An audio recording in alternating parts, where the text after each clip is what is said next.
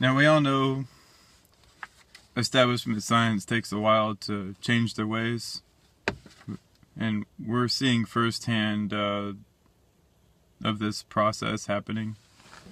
And I got here from the library. I mean, I bought it for I think like 5 or 6 cents. No, 5 to 10 cents. I mean, it says "Exploring the Night Sky." Okay, it was written by Terrence Dickinson, and copyrighted 1987 by Camden House Publishing. The second printing was in '88. Third printing was in '89. Fourth printing was in '89. The fifth printing was in '90. And the sixth printing of this book was in '91.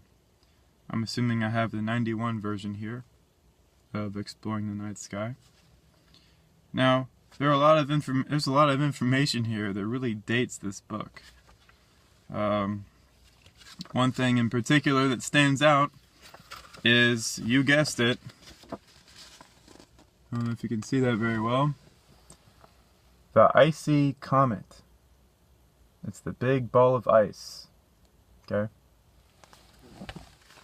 Now underneath, to the right of the illustration, it says here, I'll read it all out, all 3 little bulletins. Comet orbits are usually oval-shaped and are much larger than the orbits of planets. One comet orbit is shown in the diagram at left. Here's a little diagram, if you can see it. Got that?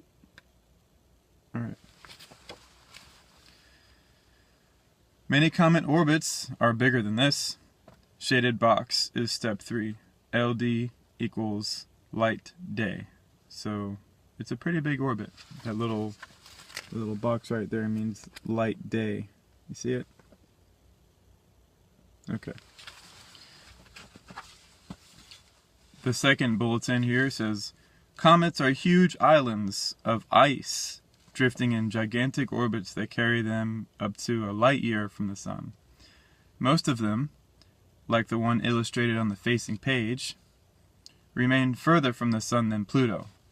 Out here, in the frigid depths of space, no comet tail can exist. The comet's spongy, prickly appearance stems from the way ice crystals combine in space. Notice that. The comet's spongy, prickly appearance stems from the way ice crystals combine in space. So, its appearance is directly as a result of how the ice crystals combine in the cold reaches of outer space. It's supposed to be prickly. Very, very prickly. And on this page, it has the prickly surface of the comet, supposedly.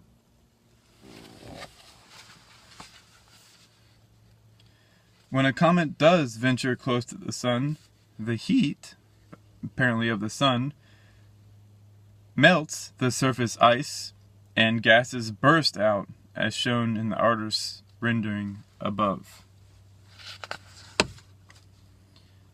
Now, I thought that was really interesting because the Rosetta mission has shown quite clearly that comets are not big ice balls.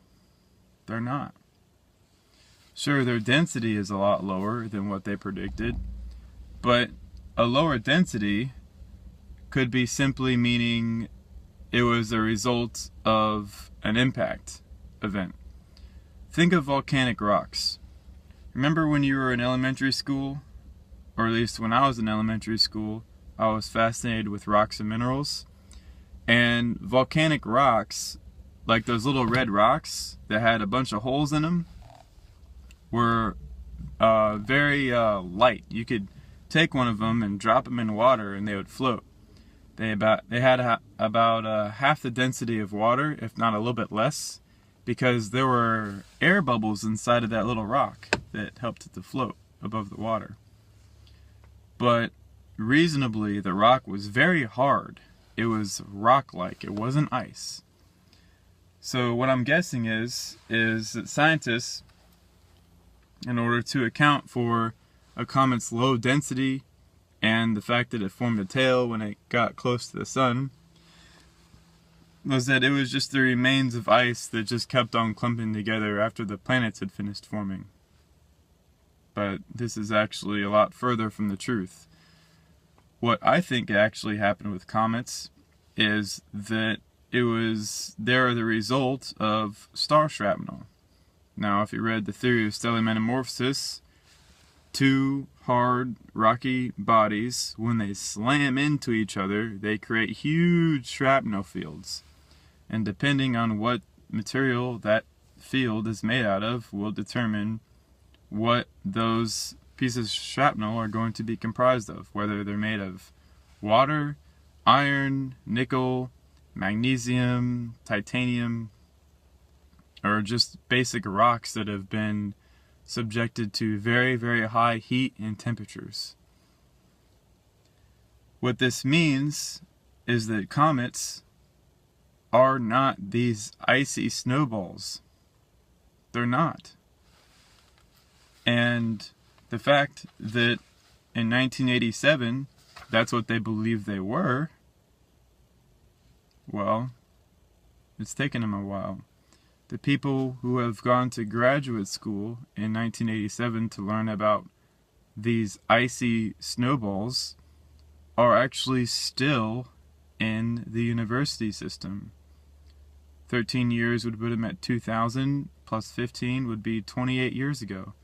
So say a graduate school student graduated, their graduate school as a 24-year-old or 25-year-old, that would place them, what's 24 plus 28? 56? That would place them as a 56, 57, 58-year-old person who now currently runs the Rosetta mission. And obviously, since they run the Rosetta mission, and ever since they were in graduate school, they believed that comets were icy snowballs, they are determined to prove that ever since graduate school, they knew these comets were icy snowballs. So 3 decades have passed. So what happens is when they find out that they're not icy snowballs, and that all their equipment, all the billions of dollars they spend on the equipment to drill into these icy snowballs was severely miscalculated, they're not exactly going to save face very well, because it's taken them over 3 decades of mental conditioning to believe that these things are icy snowballs. And since they are also the head people in charge of these programs, because they've done their time inside of those organizations, if any young man or woman straight out of graduate school now says, you know what, maybe these aren't icy snowballs, they have to go against their bosses now, who have spent 30 years believing that they were icy snowballs. So what you get is the younger generations realizing, oh my God, our bosses are lost. They don't know what they're doing. So how exactly does one tactfully tell your boss that they're clueless? Well, you have to combine your forces. In other words, you have to have strength in numbers. That's why a lot of the Rosetta mission papers now, the scientific papers, have literally like hundreds of younger scientists signing them saying, hey, this isn't how it actually works. Because if they don't have hundreds of signatures, I should say like authors of the papers, and if they're on their own saying, you know what, we found out that this comet isn't an icy snowball after all, it's just rocks, and we should have accounted for the fact that our drilling equipment needed to have full carbide bits to drill into these rocks,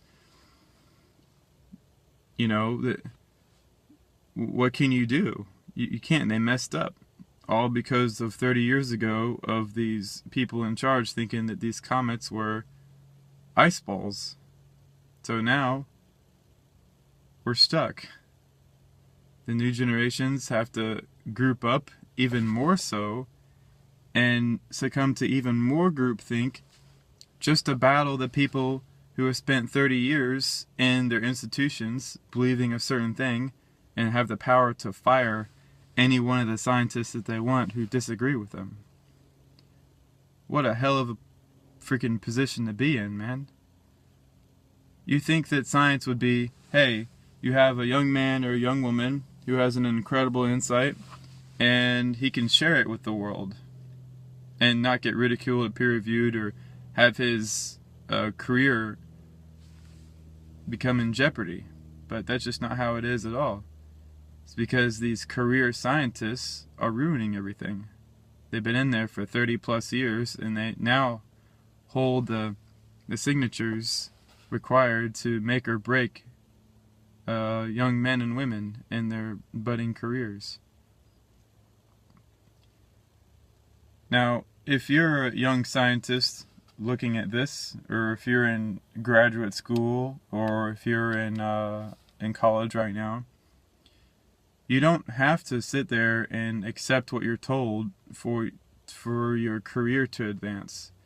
What I suggest you do is learn a trade or something that's not going away anytime soon, and separate your scientific development from your income.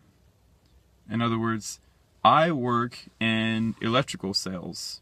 I sell electrical equipment such as disconnects, breakers, transformers, and basically large industrial electrical equipment that contractors call us for, and they need to run factories and run industrial places, things like that. I sell them that equipment.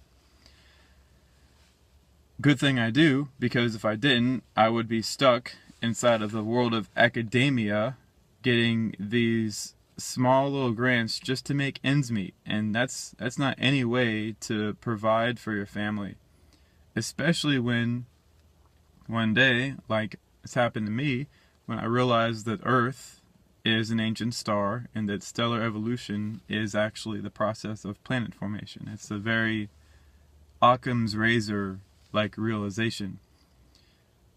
If I had realized that being inside of those academic groups, I would have been excommunicated. And yes, excommunicated is a very good word, because modern science is now worse than politics. It's religion now. It's so far off the deep end that there's no coming back from it. We just have to throw it all away and start over again. My best understanding of that would be to start over near where thermochemistry, thermodynamics, and electrochemistry was coming into being. Before we really started to get things like, I think, the late 1800s and early 1900s, and definitely before Einstein screwed everything up. We need to go back there and study those experiments and try to really make connections there. And don't look into things like string theory or quantum mechanics or general relativity. That's just a bunch of nonsense. It's going to waste your time. You're going to be racking your brain trying to understand how any of that works, and it's not going to help you at all. Trust me, I know. I've been working on that stuff, trying to understand it since I was 15. None of it is actually going to pan out in the long run. Alright, I think that should sum it up. Oh yeah, today is February 14th, 2015.